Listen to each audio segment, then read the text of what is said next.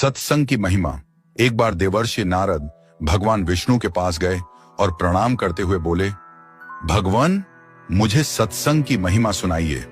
भगवान मुस्कुराते हुए बोले, नारद तुम यहां से आगे जाओ, वहां इमली के पेड़ पर एक रंगीन प्राणी मिलेगा। वह सत्संग की महिमा जानता है, वही तुम्हें समझाएगा। नारद जी खुशी खुशी इमली के पेड़ के पास गए और गिरगिट से बातें करने लगे। उन्होंने गिरगिट से सत्संग की महिमा के बारे में पूछा। सवाल सुनते ही वह गिरगिट पेड़ से नीचे गिर पड़ा और छटपटाते हुए प्राण छोड़ बैठा। नारद जी आश्चर्यचकित होकर लौट आए और भगवान को सारा वृत्तांत सुनाया। भगवान मुस्कुराते हुए बोले, इस बार तुम नगर के उस धनवान के घर जाओ और वहां जो तोता पिंजरे में दिखेगा उसी से सत्संग की महिमा पूछ लेना।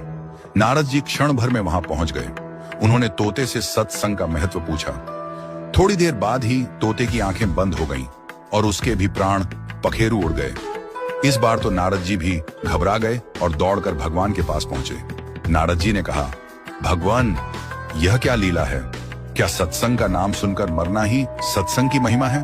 भगवान हंसते हुए बोले, यह बात भी तुम्हें जल्द ही समझ आ जाएगी। इस बार तुम नगर के राजा के महल में जाओ और उसके नवजात पुत्र से अपना प्रश्न पूछो। नारद जी थर थर कांपने लगे और बोले, अभी तक तो पक्षी ही अपने प्राण छोड़ रहे थे। इस बार यदि वह नवजात राजपुत्र मर गया तो राजा मुझे जीवित नहीं छोड़ेगा। भगवान ने नारद जी को अभयदान दिया। नारद जी ने हिम्मत जुटाई और राजमहल में आए। वहां उनका बड़ा सत्कार किया गया। अब तक राजा को कोई संतान नहीं थी, अतः पुत्र के जन्म पर बड़े आनंदोल्लास से उत्सव मनाया जा रहा था। नारद जी ने डरते डरते राजा से पुत्र के बारे में पूछा। उन्हें राजपुत्र के पास ले जाया गया। पसीने से तरबतर मन ही मन श्री हरि का नाम लेते हुए नारद जी ने राजपुत्र से सत्संग की महिमा का प्रश्न किया। नवजात शिशु हंस पड़ा और बोला, महाराज चंदन को अपनी सुगंध और अमृत को अपने माधुर्य का पता नहीं होता। ऐसे ही आप अपनी महिमा नहीं जानते, इसलिए मुझसे पूछ रहे हैं। वास्तव में आपके क्षण भर के संग से ही मैं गिरगिट की योनि से मुक्त हो गया। आपके दर्शन मात्र से तोते की क्षुद्र योनि से मुक्त होकर इस मनुष्य जन्म को पा सका।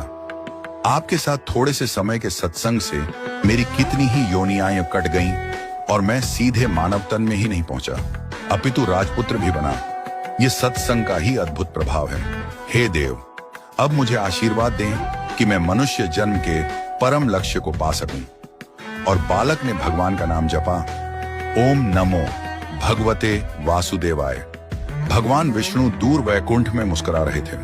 उनकी मुस्कान में यह संदेश छिपा था, जितना समय तुम भगवान और भक्तों की संगति में बिताओगे उतना ही जल्दी तुम्हारे भीतर का अंधकार मिटेगा।